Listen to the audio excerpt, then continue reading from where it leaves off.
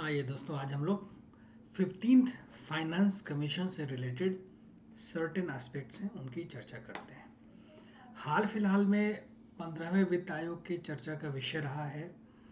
केंद्र सरकार ने ये निर्णय लिया कि वो 15th फाइनेंस कमीशन के तहत जो डिवोल्यूशंस होती हैं, यानी कि राज्यों को जो हिस्सा दिया जाता है टैक्सेस में से, उसको तय किया गया, या ऐसा कह सकते हैं कि केंद्र सरकार ने 15th फाइनेंस कमीशन के अनुशंसाओं और प्रक्रियाओं के मद्देनज़र स्टेट्स का जो कोटा बनता था उसको तय किया और वो ट्रांसफर्स किए।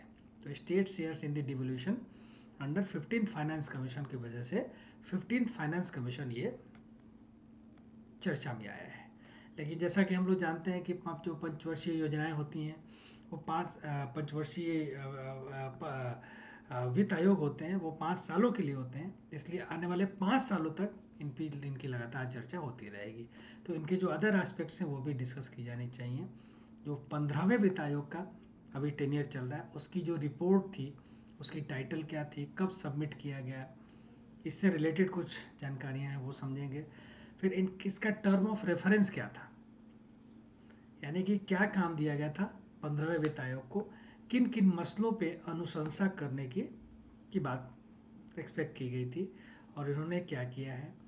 इसका संगठन भी देखेंगे कि इस 15वें वित्त आयोग में कौन कौन से लोग सम्मिलित थे इसकी रिपोर्ट तैयार करने में, या पूरे 15वें वित्त आयोग की जो भी अनुशंसाएँ थी उन अनुशंसाओं को तैयार करने के संदर्भ में, और जो क्राइटेरिया 15वें वित्त आयोग ने प्रस्तुत किया है, जो सेंटर टू स्टेट्स पैसे ट्रांसफ़र होंगे वो डिफरेंट स्टेट्स के बीच में किस प्रकार आपस में बटेंगे, इसका जो क्राइटेरिया है उस क्राइटेरिया में क्या क्या इंपॉर्टेंट बातें हैं उसको भी हम लोग देखेंगे। और साथ में ये भी देखेंगे कि वर्टिकल और हॉरिजॉन्टल जो ट्रांसफर्स होती हैं, हस्तांतरण होती हैं, उसका उसका ऑब्जेक्टिव क्या है, उसका मायने क्या है, और कौन सा कॉन्स्टिट्यूशनल प्रोविज़न, संवैधानिक प्रावधान 15वें वित्त आयोग के लिए प्रावधान करता हुआ दिखाई देता है। तो इन सारे पक्षों को हम लोग इस सेशन में समेटने की कोशिश करेंगे। आइए सबसे पहले हम लोग ये समझने की कोशिश करते हैं कि 15वां वित्त आयोग दरअसल करता क्या है, या कोई भी वित्त आयोग है वो करता क्या है। सबसे पहले तो मुझे लगता है कि यही समझने की आवश्यकता होनी चाहिए। तो आप देखिए, जो वित्त आयोग हैं वो कॉन्स्टिट्यूशन के आर्टिकल 280 के तहत बनाए जाते हैं। भारत का संविधान ये कहता है कि प्रत्येक 5 वर्ष के अंतराल पर प्रेसिडेंट ऑफ इंडिया के द्वारा वित्त आयोग का गठन किया जाएगा। उससे पहले भी हो सकता है, या तो 5 साल के इंटरवल पर या उससे पहले किया जा सकता है। तो इस प्रकार अगर आप देखें तो ये कॉन्स्टिट्यूशनल बॉडी हो जाती है, एक संवैधानिक निकाय हो जाती है। और एक बार जब इसका गठन हो जाता है तो इसके टर्म ऑफ रेफरेंस डिसाइड किए जाते हैं, यानी कि संदर्भ की शर्तें कि ये किन किन मसलों पर काम करेगा और किन किन मसलों पर अपनी राय देगा। तो उसके बाद टर्म ऑफ रेफरेंस डिसाइड होंगे, और उसके बाद जितने भी स्टेक होल्डर्स हैं उन स्टेक होल्डर से परामर्श करने के बाद वो फॉर्मूला डिवाइस होगा जिससे जो टैक्स के पैसे हैं वो 5 वर्षों की अवधि के लिए वितरित किए जाएंगे केंद्र और राज्य के बीच में। The finance commission also decides the share of taxes and grants to be given to the local bodies in states. इसके अलावा फाइनेंस कमीशन ये भी डिसीजन लेता है कि जो share of the taxes and grants हैं वो लोकल बॉडीज़ और स्टेट्स को दी जानी चाहिए। और this part of tax exceeds is called finance commission grant, जो कि यूनियन बजट का नॉर्मली पार्ट होता है। तो यानी कि फाइनेंस कमीशन प्रमुखता अगर आप देखें तो टैक्सेस एंड ग्रांट्स कितनी सेंटर टू स्टेट, तो जो भी टैक्सेस कलेक्ट होती हैं सेंट्रल गवर्नमेंट की, उन सेंट्रल गवर्नमेंट के टैक्सेस में से कितना हिस्सा, अगर इसको सेंटर माने और इसको स्टेट्स माने, तो कितना हिस्सा स्टेट्स को देंगे और वो स्टेट्स के मध्य कैसे देंगे, तो इसमें टैक्सेस प्राइमरीली हैं और उसके अलावा कुछ ग्रांट्स हैं, अनुदान है, उन अनुदानों को भी इसके तहत दी जाती है। इसके अलावा अगर आप देखें तो कमीशन ये भी रिकमेंडेशन कर सकता है कि distribution of tax proceeds between union and state and the share of each state. ठीक है, जो हम लोगों ने चर्चा किया कि सेंटर टू स्टेट्स कितना बटेगा और स्टेट्स के बीच में कितना बटेगा। तो आमतौर पे देखिए, आगे हम लोग चर्चा भी करेंगे, इसे ही हम लोग कहते हैं वर्टिकल ट्रांसफर। जो सेंटर टू स्टेट्स बढ़ता है वो वर्टिकल ट्रांसफर है, और जो स्टेट्स के बीच में बढ़ता है वो हॉरिजॉन्टल ट्रांसफर्स कहलाता है। और ग्रांट इन एड के लिए कि अलग अलग राज्यों को भारत के संचित निधि से कंसोलिडेटेड फंड ऑफ इंडिया से क्या उनको वित्तीय अनुदान मिलेगा, इसके बारे में भी ये मोटे तौर पे ये कहता है। दूसरी आप देखें तो फाइनेंस कमीशन की जो रिपोर्ट है उसका क्या होता है। फाइनेंस कमीशन एक रिपोर्ट बनाती है, तो इसके लिए आर्टिकल 281 के अंदर प्रोविज़न किया गया है, और आर्टिकल 281 ये कहता है कि the president of India is required to cause laying of the finance commission report before each house of the parliament. जो आर्टिकल 281 है वो ये बोलता है कि प्रेसिडेंट का काम है ये कि वित्त आयोग के रिपोर्ट को वो पार्लियामेंट में रखे, और जो भी उसमें एक एक्सप्लेनेटरी नोट होना चाहिए, action taken by the government on the commission recommendations. निश्चित तौर पर अगर आप देखें तो वित्त आयोग की रिपोर्ट बाध्यकारी नहीं है, इस रिपोर्ट को मानने की आवश्यकता नहीं है, लेकिन इसको टेबल्ड करने के लिए कॉन्स्टिट्यूशनल ऑब्लिगेशन है, यानी कि इसे रद्दी बस्ते में नहीं डाला जा सकता। अगर वित्त आयोग ने रिपोर्ट दी है तो वो राष्ट्रपति के द्वारा व्याख्यात्मक नोट के साथ संसद के प्रत्येक सदन के समक्ष उसे प्रस्तुत करना होगा। व्याख्यात्मक नोट का मतलब ये होता है कि अगर आपने माना है तो क्यों माना है, और अगर नहीं माना है तो क्यों नहीं माना है। तो इन दोनों चीज़ों को ध्यान में, इन दोनों चीज़ों के एक्सप्लेनेशन के साथ रखने होंगे।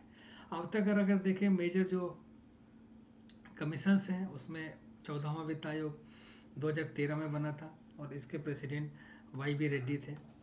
ठीक है, और इसने जो डिविजिबल पूल यानी कि जो सेंट्रल टैक्सेस हैं, उन सेंट्रल टैक्सेस में से 32% पहले हुआ करता था, उसको 42% कर दिया गया था, जो कि बहुत रिवोल्यूशनरी माना जाता है। 14वें वित्त आयोग की जो कार्यावधि थी वो अप्रैल 2015 टू मार्च 2020 थी। उसके बाद उसके पहले 13वां वित्त आयोग था।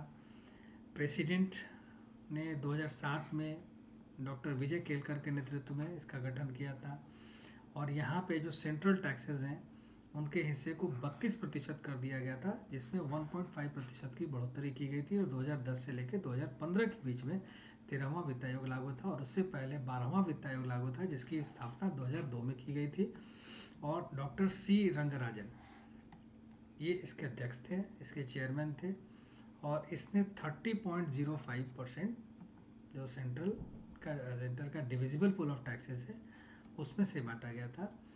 The recommendations covered the period of April 2005 to March 2010।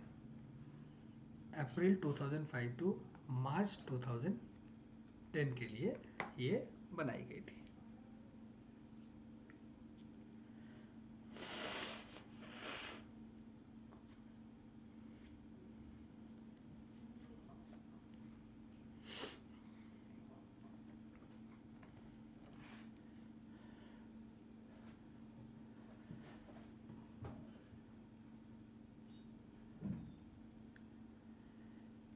बाकी स्टेट फाइनेंस कमीशन है। 73rd कॉन्स्टिट्यूशनल अमेंडमेंट एक्ट 1992 ने पंचायती राज इंस्टीट्यूशंस को क्रिएट किया था as a third level of the 3-tier democratic governance system at the village level, intermediate level and district level.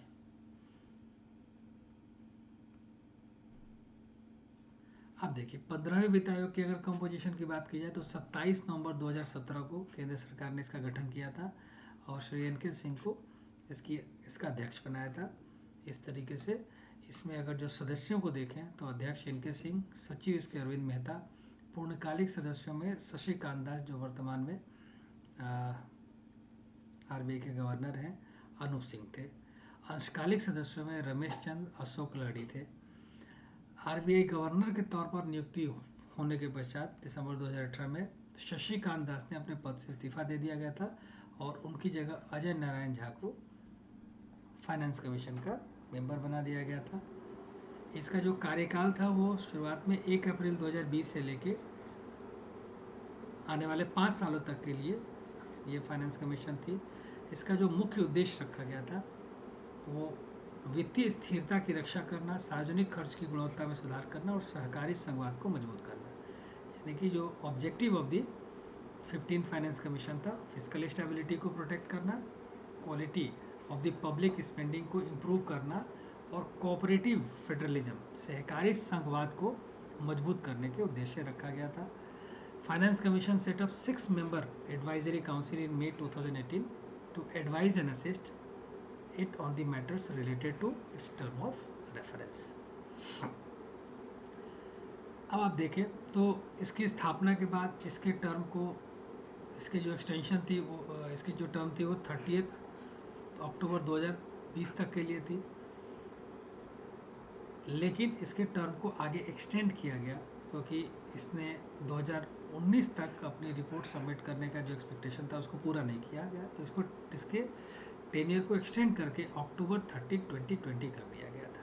इस तरीके से अक्टूबर 30, 2020 तक के लिए एक एक्सटेंशन की गई। इसकी जो पहली अवधि थी वो 2019 तक की अवधि थी और इसका जो रिकमेंडेशन पीरियड था वो अप्रैल 2020 टू मार्च 2025 था, लेकिन एक साल के एक्सटेंशन की वजह से अब इसकी जो अवधि 2 हो गई। एक तो 20 से 21 के लिए एक अवधि हो गई और दूसरी 25 से लेकर 26 तक के लिए, यानी कि ये वित्त आयोग 6 वर्षों के लिए मान्य होगा।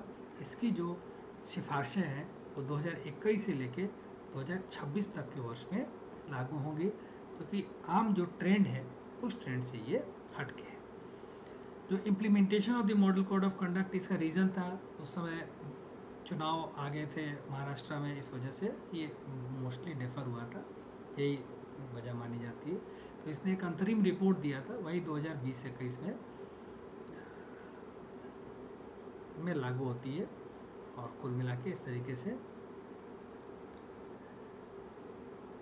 अब इसके जो टर्म ऑफ रेफरेंस थे, संदर्भ की शर्तें या टर्म ऑफ रेफरेंस को देखें तो 2021-22 और 2025-26 के लिए इसके टर्म ऑफ रेफरेंसेस थी। इसमें vertical and horizontal tax devolution, local government grants, disaster management grants, ये सारे इसको इशूज़ दिए गए थे। The commission was also asked to examine and recommend performance incentives of the states in many areas like power sector, adaptation of the direct benefit standards and solid waste management. उसके अलावा ये सारे areas भी थे।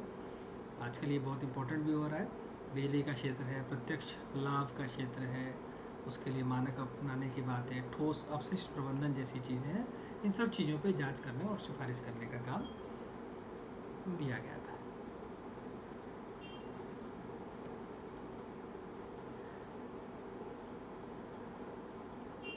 पंद्रहवें वित्त आयोग ने 17 नवंबर 2020 को वित्त मंत्री निर्मला सीतारमण को वित्त वर्ष 2022-26 के लिए अपनी रिपोर्ट की प्रति सौंपी थी। और वित्त आयोग इन कोविड टाइम्स, वित्त आयोग इन कोविड टाइम्स इसका टाइटल था। वित्त आयोग इन कोविड टाइम्स के नाम से इसकी टाइटल थी। 16 नवंबर 2020 को प्राइम मिनिस्टर को ये रिपोर्ट सौंपी गई थी और 9 नवंबर 2020 को प्रेसिडेंट को ये रिपोर्ट दी गई थी।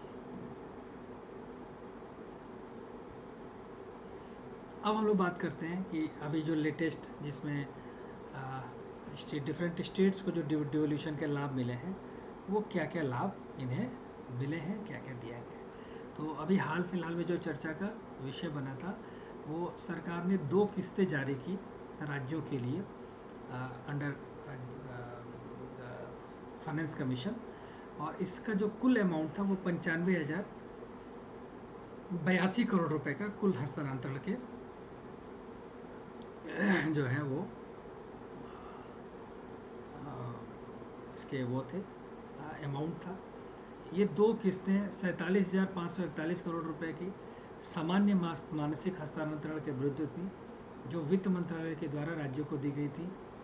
किस्तें 22 नवंबर 2021 को भी जारी की गई, जैसा कि वित्त मंत्री निर्मला सीतारमण और राज्यों के मुख्यमंत्री और वित्त मंत्रियों के बीच 15 नवंबर को हुई बैठक में तय किया गया था।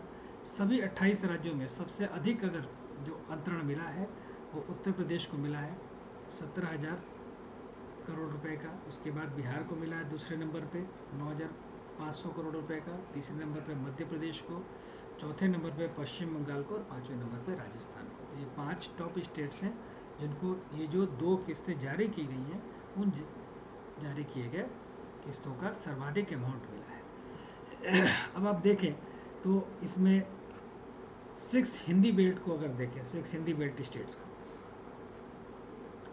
यूपी है, मध्य प्रदेश है, बिहार है, झारखंड है, राजस्थान है, छत्तीसगढ़ है। तो ये टोटल पॉपुलेशन की 42.85% है इंडिया के सेंसस 2011 के अनुसार। और इनको जो टोटल मिल रहा है अंडर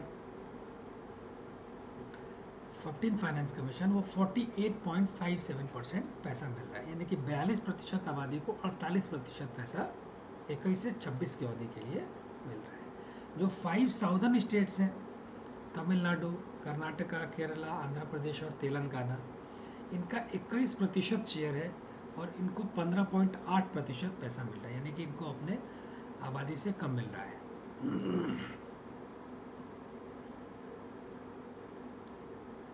उसके अलावा जो 7 वेस्टर्न स्टेट्स हैं, 7 western, eastern and northern states हैं, जो 30% पॉपुलेशन कंट्रीब्यूट करती हैं, उनको भी 25% मिल रहा है, तो इन्हें भी कम मिल रहा है। और जो 8 नॉर्थ ईस्टर्न स्टेट्स हैं,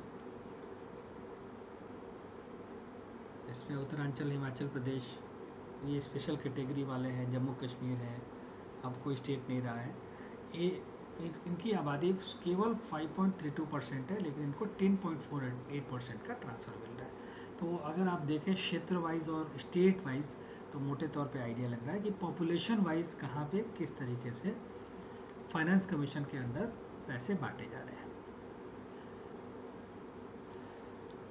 अब एक चीज़ हम लोग को चर्चा करनी चाहिए कि राज्यों को जो पैसे बांटे जा रहे हैं, इतनी वेरिएशन आ रही है, उसकी वजह क्या है? तो उसकी वजह है criteria of the 15th finance commission. किस क्राइटेरिया के बेसिस पे फाइनेंस कमीशन पैसे दे रही है? तो 14वें का क्राइटेरिया क्या था और 15वें का, इसके बीच में एक तुलनात्मक अध्ययन भी हो जाएगा। 15वें का 2020-21 प्लस 2021 से लेकर 2026, ठीक है। 15वें वित्त आयोग इनकम डिस्टेंस पर, जिसको आप गरीबी भी कहते हैं, तो गरीबी के आधार पर 45% पैसा बांट रहा है, यानी कि अलग अलग राज्यों की लिस्टिंग होगी और 45% पैसा गरीबी के बेसिस पे दी जाएगी। पॉपुलेशन 1971 कोई आधार इसमें नहीं है।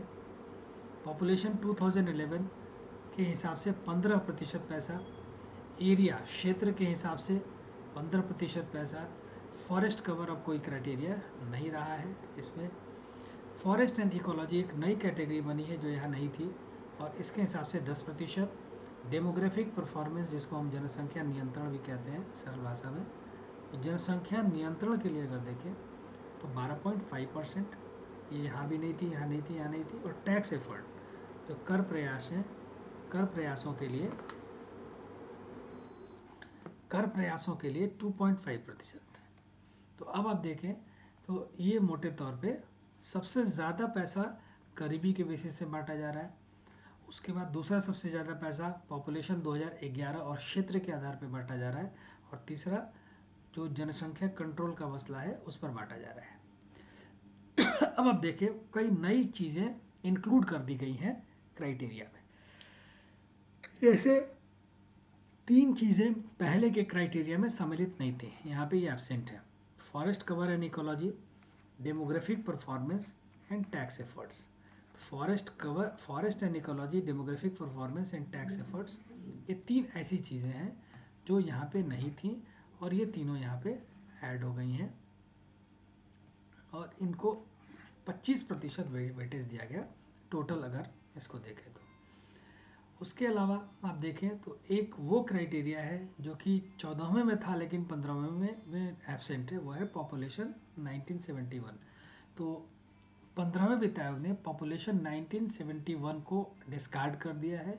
इसने जो भी पैसे पॉपुलेशन या जो भी पॉपुलेशन का कंसिडरेशन इसने किया है वो 2011 के सेंसस को किया है। क्षेत्र पहले भी था, इस बार भी है। एक और चीज़ एब्सेंट है, वो है फॉरेस्ट कवर। तो फॉरेस्ट कवर एंड पॉपुलेशन नहीं है, उसकी जगह फॉरेस्ट एंड इकोलॉजी एक नई चीज़ डाल दी गई है। तो ये एब्सेंट है, ये तीनों ऐड हैं। तो 2 एब्सेंट है और 3 ऐड है। और बाकी चीज़ें अगर आप देखें तो एरिया, ये दोनों क्राइटेरिया पहले तो थे, ये तीनों क्राइटेरिया इनफैक्ट, लेकिन इसमें शेयर में बहुत डिफरेंस आ गई है। यहाँ पे 50 था, जबकि गरीबी या इनकम डिस्टेंस पे इस बार 45% पैसा ही जा रहा है। एरिया पे पिछली बार 15 था, इस बार भी 15 है, ये सेम है। यहाँ पे डिक्लाइन है। और फॉरेस्ट एरिया पॉपुलेशन पे पहले पिछली बार 10 था और इस बार 15 है, तो यहाँ पे बढ़ोतरी है। तो तीनों में ही वेरिएशन है। तो ये है आपका criteria for the horizontal distribution. उसके अलावा 15वें वित्त आयोग ने ग्रांट्स के लिए भी सजेशंस दिए हैं। स्थानीय निकायों के लिए 10.3 लाख करोड़ के ग्रांट की रिकमेंडेशन दी है। ठीक है। अन्य जो ग्रांट्स, ये जो ग्रांट्स दी जा रही हैं, ये ग्रांट्स दी जा रही हैं 17 राज्यों को राजस्व घाटा का अनुदान दिया जा रहा है। शहरी और ग्रामीण स्थानीय निकायों के लिए अनुदान दिया जा रहा है। आपदा प्रबंधन के लिए स्वास्थ्य, शिक्षा और कृषि सहित 8 क्षेत्रों के लिए अनुदान दिया जा रहा है। और कुछ राज्यों को कुछ विशेष अनुदान भी दिए जा रहे हैं। अब आइए लास्ट में बताना चाहूँगा कि अभी अनअकैडमी ने अपनी 20% ऑफ की जो सब्सक्रिप्शन ऑफ़र है वो ऑन की है। और ये 26 तारीख से लेकर 30 तारीख तक 20% ऑफ सब्सक्रिप्शन पे आपको प्राप्त होगा। तो आप फटाफट 30 तारीख से पहले आज ही के आज इसके सब्सक्रिप्शन ले लें। और सब्सक्रिप्शन लेते समय OPC10 लाइव ये रेफरल कोड है, इसका इस्तेमाल करें। इससे आपको 10% 20% का डिस्काउंट मिलेगा, जो आमतौर पर 10% होता है। 24 महीने की फ़ीस होगी 11,999 रुपये और 12 महीने की 8,239 रुपये और 6 महीने की 6,719 रुपये। तो देरी ना करें, इस स्कीम का, इस ऑफ़र का लाभ उठाएं फटाफट। इसके अलावा अनअकैडमी लाइट के नाम से 6 महीने के लिए आपको UPPCS की टेस्ट सीरीज़ भी प्रोवाइड कराने का निर्णय लिया है, जिसकी फ़ीस है 179 फॉर 6 मंथ्स। इसमें 24 फुल लेंथ टेस्ट मिलेंगे और सेक्शनल टेस्ट, PY की टेस्ट सीरीज मिलेगी, चैप्टर वाइज प्रैक्टिस क्वेश्चन मिलेगा और टॉप एक्सपर्ट्स के द्वारा ये क्यूरेटेड है। उसके अलावा सितंबर महीने की UPPCS मेंस के लिए करंट टाइम्स अवेलेबल रहेगी, जो GS 1, 2, 3 पेपर्स इसके मॉडल क्वेश्चन एंड आंसर को भी इंक्लूड करेगी। Thank you.